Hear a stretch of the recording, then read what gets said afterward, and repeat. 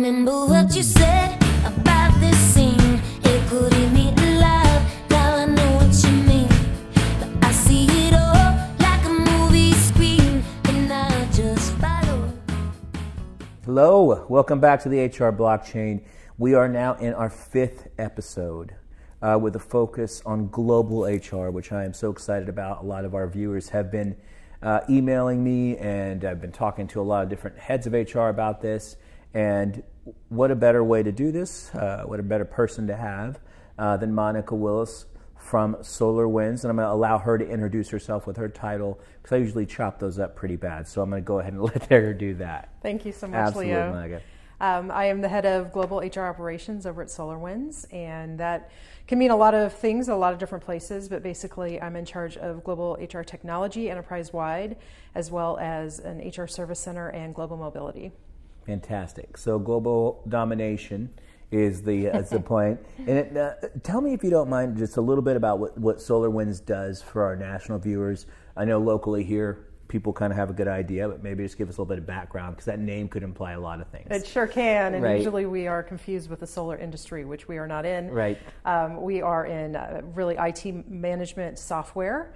We roll out any type of software you can imagine to the IT individual to help them do their jobs. All right, well, fantastic. Well, thanks for sharing your background and giving us a little bit about Solarwinds. Absolutely. So let's talk a little bit about you, though, first, if that's okay. Absolutely. Who doesn't like to talk about themselves? Of course, Of naturally. course, right, naturally. So tell me, first of all, how you kind of came into HR, and a little bit maybe about your decision to go there and what your passion is behind it, because I have known you a little while, and I can sense that passion. Absolutely. Okay. Absolutely. Crazy part is I've been in HR for a little over 25 years. Okay. So you started when you were 10. I did. Okay. I started when I was 10, I got you. absolutely. And I just fell into it. I actually started off my college education going into education. I was going to be a math teacher, and changed my career kind of halfway through, and decided that I wanted to go into communications. And with that, I had no idea what I was going to do with my future. And when I came out of school, I found a position in HR and absolutely fell in love with it. I fell in love with the fact that I had the opportunity to work with people. I fell in love with the fact that there were processes and procedures. There was a balance between kind of the rules and the fun and the elements of that kind of went together with taking care of that side of the organization. I also come from a very entrepreneurial family, and so having that entrepreneurial spirit throughout my career has been incredibly helpful, because it gives me a good sense of the business. And so throughout my career, where I started loving the people side of it, I absolutely grew to loving the business side of it, and finding that mix and that balance between.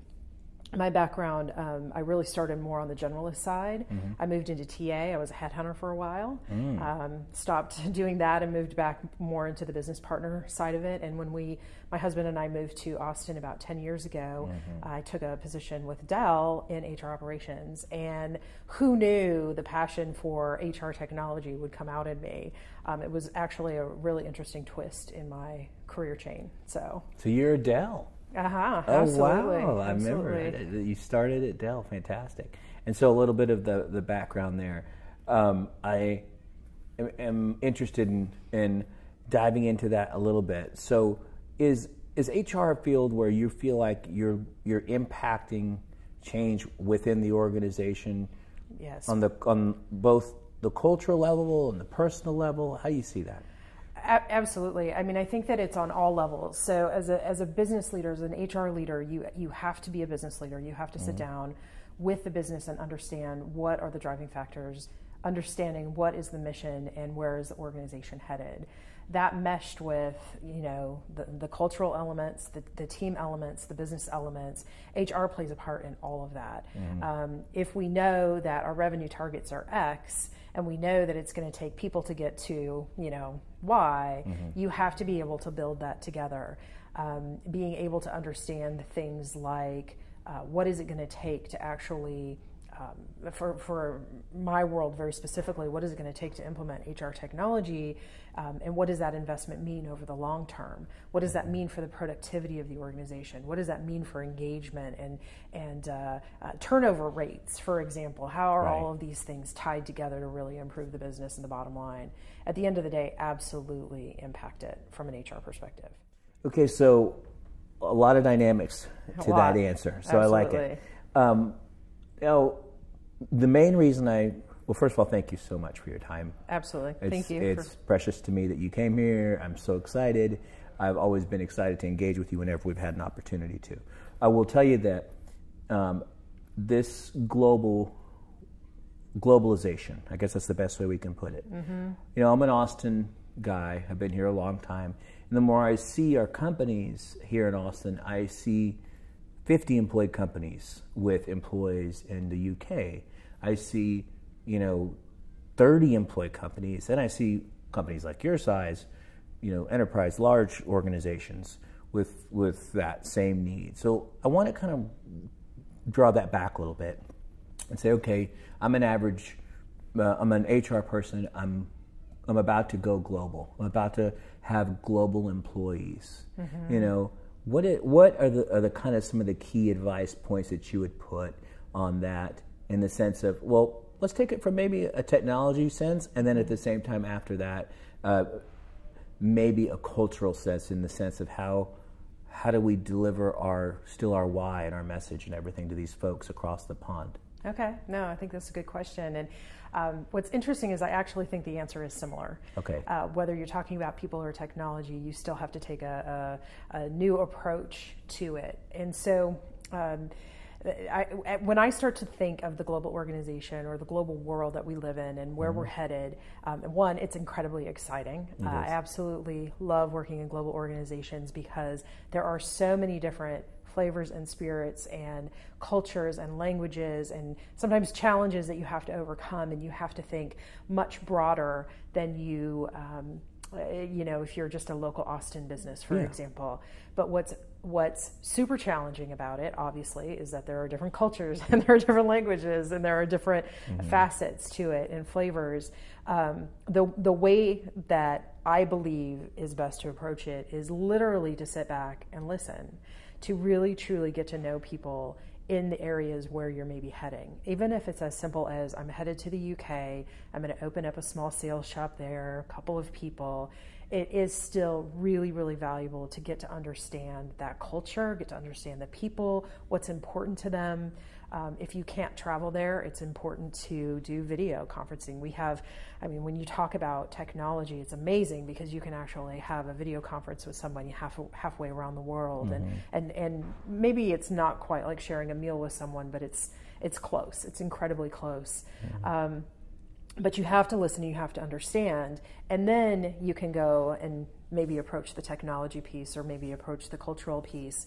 But even with technology, you have to take all those aspects into account. So a long time ago, we were rolling out a technology at a company I worked for many, many years ago, and we were going to brand it, and we were thinking of these great brand names for what we were going to call our new learning tool that we were rolling out, and we forgot to ask. We forgot to listen, and we forgot to get feedback. Right. And what was really interesting is we rolled out a technology and a name brand that absolutely was offensive in another country. Oh, no. We just didn't ask. We didn't listen. Right. And so whether you're talking about technology or whether you're talking about opening up an office and figuring out the rules and regulations of a country, you just have to listen. You have to investigate.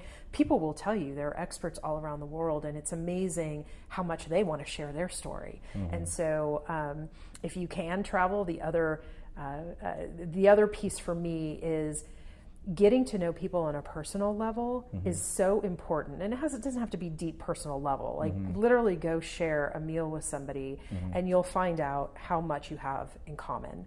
Whether they sit in the Philippines, whether they sit in India, whether they sit in Germany, all of a sudden you start to find these similarities and you start to realize that the world is not such a big place. So that's so neat that you said that the world is not such a big place. If you're going to meet them, utilize, for those of you watching, video technology was mentioned in dissemination of information and culture, and Tell me what it's like. If I'm a employee at Solarwinds and I am in, like you said, the Philippines or something like that. What's my experience like when I'm getting hired? What's involved? How do I even hear about you guys? How does that take place? It's interesting to me. So it's interesting because we actually have a fairly large site over in Manila right now. My team is mostly in Manila, and for me, when I hired the head of my HR service center over there, the challenge that I had is that I was not on the ground, and so we did have a recruiter in the office who helped do a lot of the sourcing and pre-sourcing. We did a lot of video interviews, and then we utilized the team that is on the ground over there. So, for example, there are some other leaders for different business units that sit over there that would meet with individuals and interview directly. We would bring people into the office as much as possible so that they could get the flavor for it. What's really nice about SolarWinds is some global organizations have different philosophies around this. Ours is that we try to have the same look and feel in all of our offices. So if we flew the entire Manila office over to Austin, it should feel very similar to their office there, and vice versa. And so we just truly try to make the experience as good as we possibly can. For me, I was hiring kind of the first leader to come in. And so now that I have her on the ground, the experience for those coming in and interviewing is probably about 10 million times better than our experience So hire was. a good person. Yeah, so that Exactly. absolutely is the first thing, is you've got to hire somebody really good on the ground. Yeah, And how many absolutely. people are on your team, out of curiosity? So I have a global team. They are spread out. I actually have no team members in Austin, crazy enough, and I have about 15 people right at the moment. I'm on your team in Austin. I'm okay. Oh, All right, there that's you go. perfect. Yeah, that So you have works. 15 across the world. Yeah, And you find yourself traveling to these locations? I do. Yeah, Okay. yeah. So your frequent flyer miles are going well. They go up pretty quickly when you fly halfway around the world. They do. Yeah. I'll get back on topic. So this idea of the global employee and how we I guess disseminate the information and the culture to them and the things that we do on a day-to-day basis, right? Absolutely. SolarWinds is a lot of sales-driven organization. Very much so. Right, so because Absolutely. you're selling into the IT world. Yes.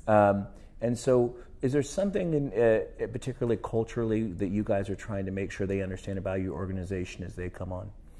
Yeah, so I think there are a couple of things, and this is one of those areas we're still working to continue to find ways to make sure that people are really inundated with the culture before they come on board. But there are a number of different videos and different media outlets that we try to utilize. We also try to make sure that we have very consistent interviewing methodologies where everybody's kind of touching on certain pieces of our culture throughout the process. So there are a number of different things that we definitely try to do in that.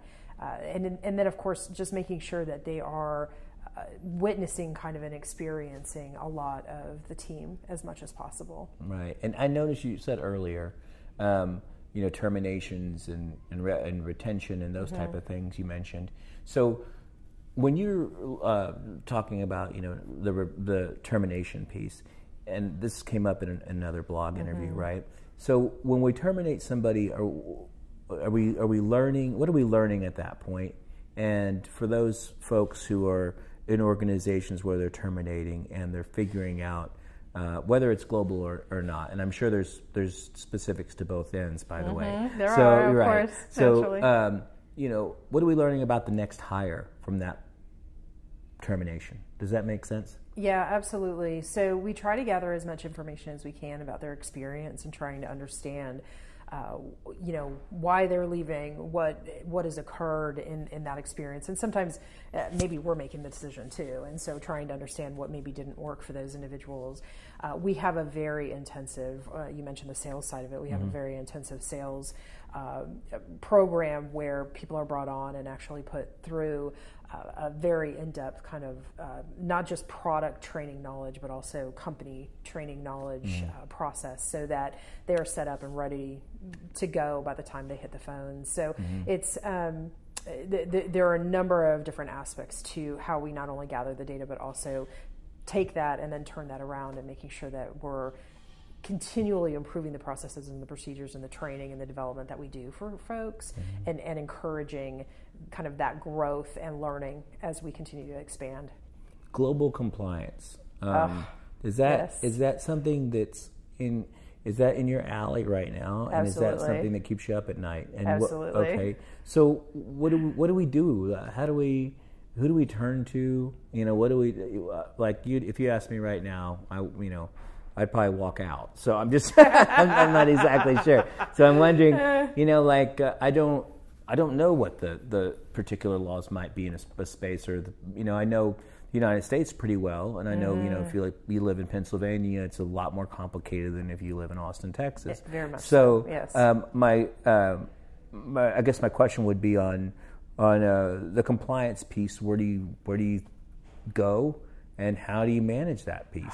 You have to get that information from so many different sources. So, for example, if you think about just HR compliance alone, you not only have things such as like benefit compliance and what are you doing in country, and every country runs their benefits or their pensions very differently. Right. You also have employment compliance, so how you accept an application, how you deliver an employment contract, terms and how somebody can go through termination, or if you're going to terminate somebody, what those rules and regulations are. So there's a lot in regards to employment compliance. There's a lot of technology compliance. Yes. There's a lot of privacy laws and confidentiality in regards to that. Right. GDPR being my personal favorite in the last year with the EU initiatives in regards to privacy data laws. So GDPR stands for what? Global Data Protection Regulation. Thank you. You're welcome. Look it up, Google it. It's awesome. Okay, look it up. Yeah, so it's probably in my opinion, it's probably the most stringent privacy law in the world. And so if companies can kind of achieve that level of privacy, then they should be pretty good globally. But I mean, you have to utilize your vendors. So we utilize benefit vendors and compensation vendors. We utilize in-country legal resources. So we outsource from a legal perspective. When you start to expand into payroll and finance, we also have to have experts in regards to that. There, yeah. As I mentioned, I support global mobility. So we also have vendors very specific to immigration regulations in every country, and the U.S. gets a hard time all the time for their immigration laws, but I'll tell you, it is just equally as difficult in almost every country around the world to work there. Yeah. So there's compliance in regards to that. So to me, it's incredibly complicated. The compliance element's incredibly complicated. And I wouldn't expect you to be able to. That's probably that's probably its own keynote. That's probably its own vlog. Right. That's its own keynote. But I wanted to at least give some sourcing in the sense of find an attorney in the countries that you're working within, and also find the technology that's needed there. Absolutely. And then I think I'll ask you this: did you lean on some mentors? Did you lean on some people because when you got there, of course, and like where does that group of I always call it, I steal it from Tim Ferriss, and I call it the Tribe of Mentors, which is a great book if you haven't read it yet, but it's fantastic. He interviews all these interesting people from all over the place, and I'll attribute a little bit of this vlog to reading that book. Okay. But I'll tell you, who was that tribe of mentors for you that kind of got you? And you don't have to say names or anything, but what did you gain from them? How did that experience help you globally? Absolutely. So I think I love the terminology.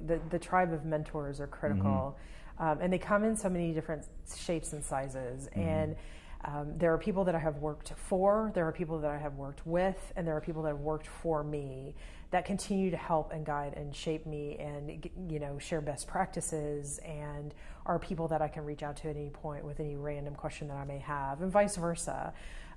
It kind of goes back to, once again, building those relationships and just kind of understanding where we're all in this together, and how do we help each other out as we go. But I have literally a slew of leaders that I've worked with over the years that I can kind of pull on depending on what their expertise is. So if we're talking about technology, there are some very specific people I'll pull on to say, hey, have you thought about this? What are your thoughts in regards to this? There are other folks that, if I'm working on a really tough, maybe employment relations case or legality in regards to employment, I'll pull on those folks instead. So I think it's critically important, and in some cases, it may have been a few years since I've even connected with these folks, but it's so much fun because we have helped each other in the past, and we know that we'll be there to help each other in the future. Is this like an email chain? You can, almost that sometimes comes. It can be, yeah, it can be, and yeah. sometimes it's just a quick call to say, hey, you have any time to meet up for coffee?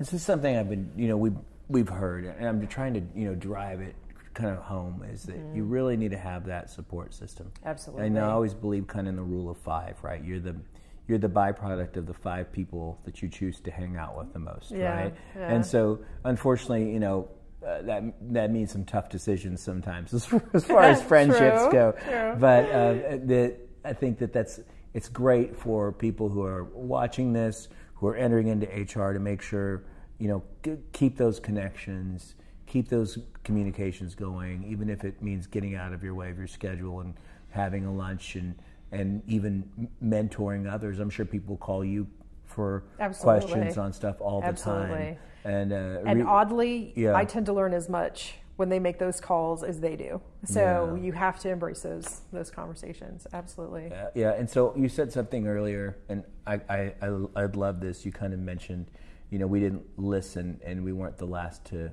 speak. Simon Sinek gave a talk about leadership, and I don't know if you had a chance to watch it, but he was talking about being the last to speak as a leader. Yeah. And he used Nelson Mandela, kind of a world-renowned leader, as an example. And he said, Nelson Mandela is, I think pretty much everyone around the world can agree, I think, on one of the things we can agree with across the country. Nelson Mandela was a great leader of some type, right? Right. So he said that his dad would sit around in tribal conferences in Africa. Okay. And, he would sit down and he'd say, okay, this is our issue. Our issue is this amongst the tribe. I want to hear from everyone around. And then as the tribal leader, he would take all the input and be the last to speak. And I always have kind of translated that into HR. So when you said that, it kind of struck a chord with me about listening to the employees and listening to them. So that's going to lead me into this. I go into these diatribes, so you would forgive me. But that leads me to where I'm going, which is managing this sales force. Because a sales force is probably, in my opinion, having worked in sales organizations and done other things, probably one of the most difficult things to manage in HR, because of all the things that are happening there. So as you see your colleagues, your teammates, everyone at Solarwinds, and you look at the sales floor, for lack of a better term, we'll just call it that, right? What are the challenges? What are the areas of opportunity? And then what are the best practices, in your opinion, to kind of keep these folks in, I guess, the most productive mode that they can be in? Yeah, absolutely. So I think my caveat is that I'm definitely not a sales leader, but from a people perspective, the team needs to know what they're selling. They need to have very clear goals and aspirations for what they can do and achieve, but they need to be reasonable. When you start to push beyond reasonable, that's when sales folks get really frustrated. And so you have to find that balance, which is probably, in my opinion, one of the hardest things to do as a sales leader.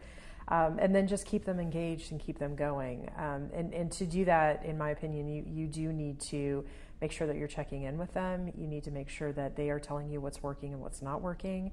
I'm a firm believer that your sales force is your front line of defense. They know what is happening with your products. They know what is working with your products and what isn't. And so once again, you have to listen to them and make sure that you're collecting and retaining some of that feedback and finding a way to do that. And then celebrating. I think one of the things that we tend to forget in business today, we are so focused on move, let's get this done, let's finish this project, let's close this deal, that we don't take a minute to celebrate the wins and really refresh and renew the spirit so that we can go at it again. I'm so guilty of that myself. Yeah, you and me both. In HR, there's huge wins. Absolutely. And we don't take that moment. I really ever. We're the worst. What great advice. Because if you have a moment, like an HR win to me would be, I had a challenge with an employee, or I had a situation come up, and I was able to maneuver my way through it. And then sometimes we go like Of this course. instead of going, hey, I did it and I learned something from it. So Absolutely. I like that mindset a lot. Absolutely. So this is specific for the global market one more time. Okay. So I was lucky enough to travel a little bit as a child globally. I haven't gone as much lately because, I work. And so, we do that. We have to work and for I have a living. 14-year-old and a 12-year-old, and they it's constantly busy. But I will tell you this.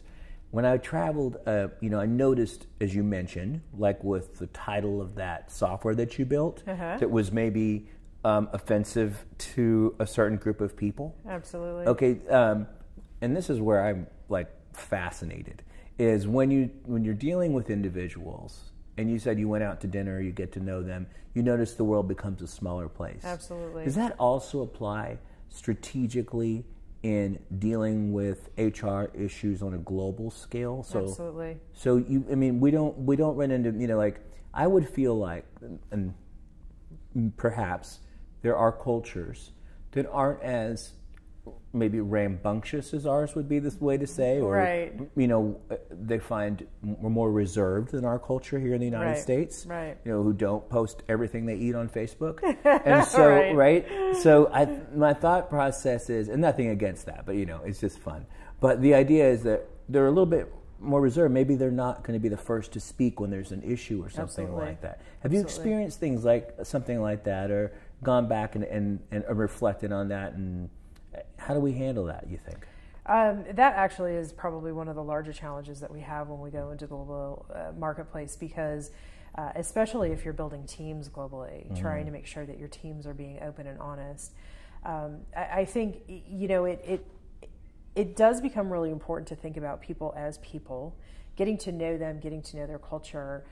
I'm a firm believer in doing research in advance. I'm sure that when you traveled around the world, you didn't necessarily just pop into a country without knowing maybe where you were going to go or what you were going to see or do. Yeah, you didn't. You obviously didn't know my parents. Okay. I'm just teasing. It's a good adventure. Yeah, but you have to have some foresight into that and have to understand some of the cultural elements.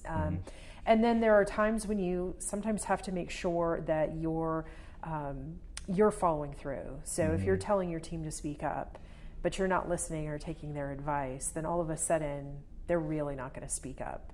But if they do if it is a culture that is not typically one to speak up, and they do, and you listen and you take action, all of a sudden they start to build some trust in what you're trying to do or accomplish. And it doesn't mean that you have to always take their advice either. Sometimes it just means that you lead into dialogue and explain to them either why or why not you can do something. And I think it's about being authentic. One of the I love that you said that. yeah, no. One of the things somebody told me early on in my career was just be authentic, be who you are, and it will, no matter the situation, it will help you through that. And so I always equated it, one of the hardest things to do in HR, in my opinion, is do a reduction in force. You're usually working with people that, you're having to tell somebody that you've worked with for years, or somebody that's a high performer sometimes because their site is being shut down or whatever it may be. And sometimes it's incredibly difficult, and you're looking them in the eye and saying, I'm sorry, you don't have a job anymore. Right. I really, truly think that's one of the hardest things we can do. But when you do it with authenticity and you do it with clarity and as much support as you can, given the business circumstances, it's just bringing that to the table, whether they're in India, whether they're in I don't know, Sweden, whether they're in Brazil, bringing that to the table, but understanding also where they're coming from. And sometimes it's just making fun of it, and teasing, your own self, and kind of sharing your own experiences from your own culture. And so making fun of being Texan sometimes gets me, now that I'm a Texan, I've become a Texan. You are Texan, I am sorry. now. I know, it's crazy. Where's your cowboy boots? Yeah. Become a Texan, Yeah. raising Texans. So it's, but it's admitting that and being able to embrace that and share kind of the joys and the sorrows of even your own culture. I think just helps to break down walls. How do you think globally the areas that you represent view the United States? I think it depends. I also think that the more that we can just be out there as people, we start to appreciate people instead of politics. Right. So I think my team, for example, they may have their very strong opinion on the U.S. as a whole, but they also have their very strong opinion on the people that they work with every day. And I don't know that it's the same thing. Right. But I do think that, politics actually is an interesting conversation with folks outside of the U.S. right now, because a lot of people inside the U.S. don't want to talk about it, but outside the U.S. are happy to. So it's sometimes fun to get the different opinions and the different perspectives. Do you think that there is this sense of larger opportunity here than in the countries that they're in, or do you think that most folks, because that's the sense we have here, do you feel like most folks feel very content and joyful in what they have where they are? I think it depends. Yeah. I think it is almost individual by individual, here and there. I think we've turned into a global marketplace, and so there are incredible opportunities for people in just about every country around the world. And in some countries around the world, there are I would say some rather negative cultural experiences that people can have. So I think it's a mix. And here in the U.S. even, there are people that don't believe that they have future opportunities. So it's interesting, but I think it's very... I mean, I've worked in some pretty rough areas here in the U.S., as you know, and heading, to some areas where people literally have lost hope is sometimes no different than heading to some of the third world countries around the world. So what I really am learning from what you're saying, and I hope that our audience is capturing this, is you mentioned the word a lot, people, and the appreciation for people, individual people, no matter where they're from.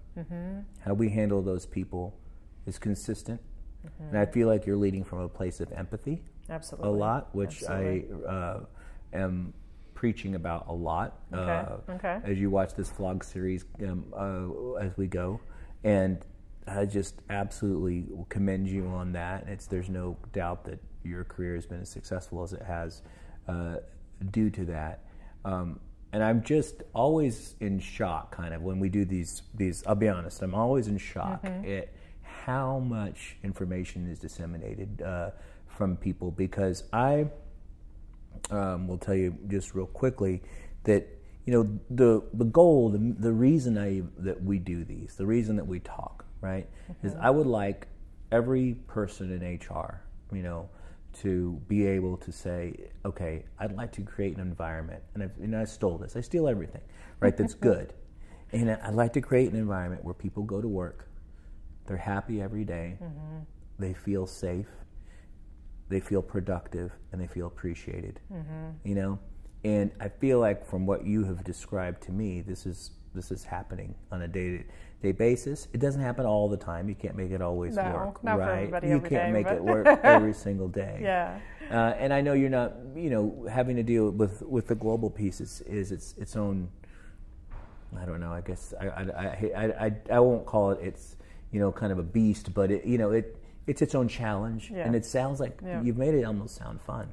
Oh, I love it. Yeah. No, I love it and I hate it. Yeah. But what I mostly hate is that we can't flatten the Earth and change this time zone issue. Well, you haven't heard the Earth is flat now. Okay. Let's change back to flat. All right. That's good. So you're right though. But I would love for everyone to take a moment and just think about that is, no matter whether a person is in Mexico, Latin America, Canada, or across the Philippines, that's still a person. We all have hopes and dreams. Right. We all have families. Many of us have children that we're trying to raise in this crazy world. Many of us have very deep-seated cultural or religious or whatever it may be beliefs. We have a lot of traditions and holidays. One of my favorite in the world is that my entire team, and this doesn't happen everywhere, but my entire team celebrates Halloween.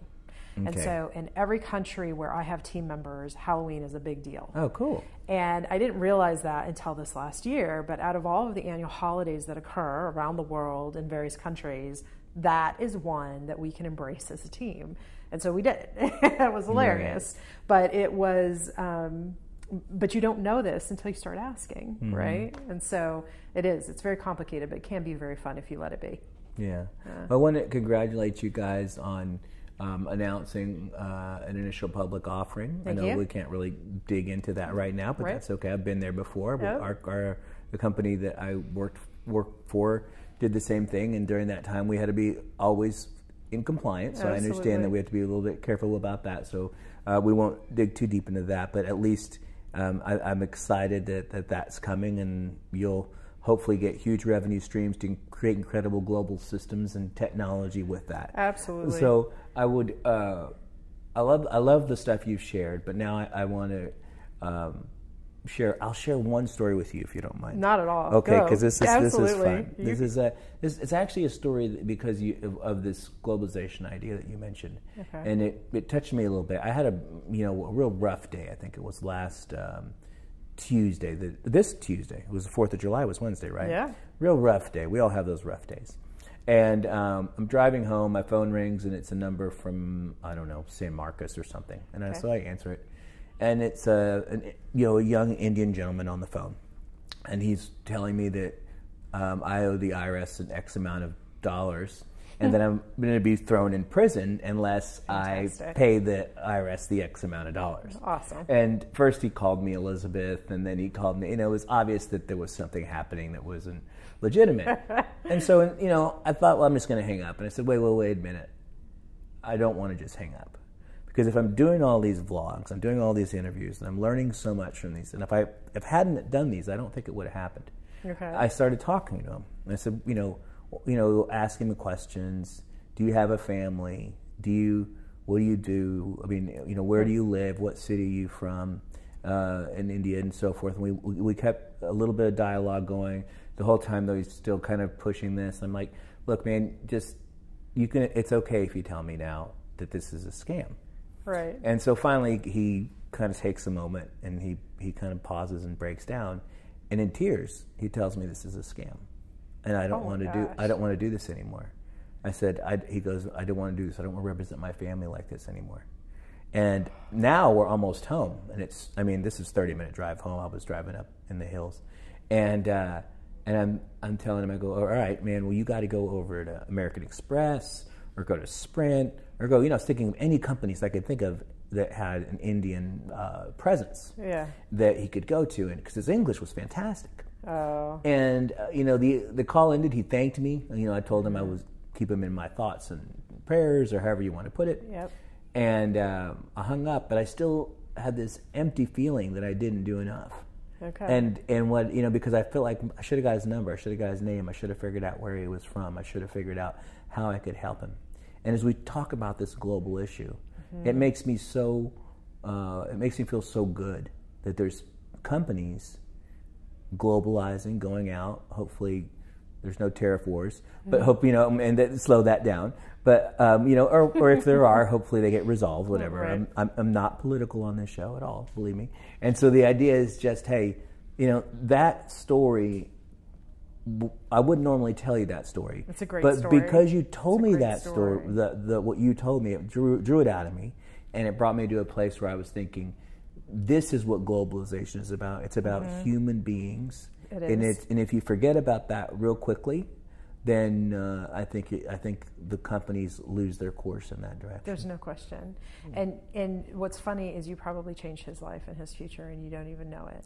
And the hard part is living with not knowing, right? You'll That's never the know hardest what part. happened. And I felt like I should have done more. And but it's the same time, we are human, so we have to accept what we can do. But I'm glad that you are doing more. Yeah, and absolutely. that's what drew it out of me. Yeah. So now we'll shift gears for just a second. Okay. And we've gone for a little bit, and we like to have a little fun towards the ends of these things. And I don't even know if I prepped you for this, so I'm excited. Okay, Not that I go for prepped you it. for any of these questions. Go for it. Like literally, these we're were going our off these script. were our questions, and they were like they never happened. So it's okay.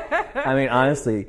So, what's your favorite place to eat in Austin? If you had to nail one place. Okay, so this is, when we talk about people and we talk about globalization, Yes. this is probably one of my favorite questions Okay. because it's all about food, Okay. just for the record. Oh, I love food. So if you ever want to connect with somebody, this is the question to ask. Okay. Except I don't have a good answer for you because I love food. My one favorite place You to could give me eat- two. You can give me two. It's okay. You know, the irony is you were talking about Torchy's Tacos when we walked in here. Yeah. I have to say that out of Austin, that is probably one of my favorite eateries. The reason being is its history, how it came to be, and the fact that you can get some of the most incredible, unique tacos. Yeah. How weird. How weird. Right. Only in Austin. Who would have put shrimp with this and that and all the other stuff? Deep fried avocados, Right. really? There's an off menu, by the way. There's items I know. off the menu, and I know. I ordered one, and I immediately had to go get like a angioplasty when I was done eating. Naturally, absolutely. Yeah. But I think from an Austin perspective, that would actually be one of my favorites because good. it is super Austin, super unique, and I absolutely love the history and the story of the organization. Well, now you've been here for 10 years. Yes. What's your favorite thing to do in Austin? That one's easy. So absolutely my favorite thing to do is go walk up and down Barton trails. I love being in basically the middle of the city, and yet you feel like you are completely out in the hills. So that's like the incredible. William Thoreau in you. Absolutely. Okay, I understand now. Yeah. Yes. Oh, so you it love explains everything. you love being in nature. I do. Yeah. Okay, I this love one's a that. little bit harder. Okay. Okay, and I got to get my phone. Okay. Because you don't know this is coming. So this one I'm going to get for you real quick. What is your favorite song? My favorite song. It could be close. Off the top of my head, I'm going to say Cheeseburger in Paradise. Oh Jimmy my Buffett. goodness, really? Off the top of my head. And that is not one that I would have like immediately picked for you, but I will lead us out with a Cheeseburger in Paradise. I love it. By the way, it's Friday the 6th. Is this not a perfect song for Friday? Yeah, and there's a bar about 12 yards that way. Thank you so much. Thank you. You've been fantastic. All right, guys.